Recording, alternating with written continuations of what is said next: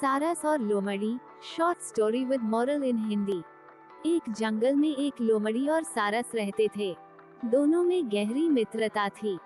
एक दिन लोमड़ी ने सारस को देखा और वह कहने लगी, सारस भाई, राम राम, कैसे हो? सारस बोला, लोमड़ी बहन, मैं तो अच्छा हूँ, तुम अपनी बताओ।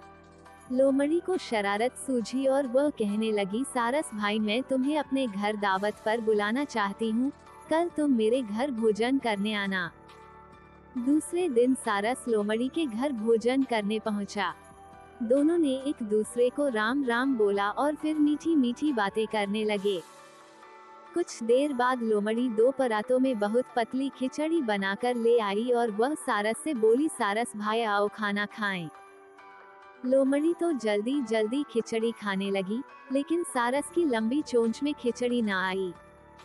उसे खिचड़ी ना खाते देख लोमड़ी मन ही मन बहुत खुश हुई और झूठी चिंता दिखाते हुए सारस से पूछने लगी कि क्या बात है, तुम्हें पसंद नहीं आया?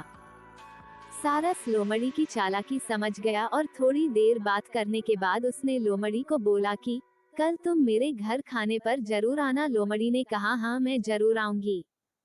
सारस ने मछलियां पकाकर दो तंग मुंह की सुराहियों में डाल दी। जब लोमड़ी आई तो दोनों ने एक दूसरे को राम राम करी और बातें करने लगे। कुछ देर बाद सारस सुराही उठा लाया। वह लोमड़ी को कहने लगा, बहन आओ मिलकर मछलियां खाएं। इतना बोलकर उसने अपनी चोंच सुराही में डाल दी।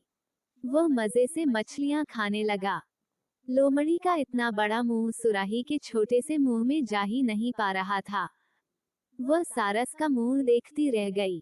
अब सारस समझ गई कि लोमड़ी ने अपना बदला ले लिया है। शिक्षा, जैसे को तैसा टिट फॉर टैट।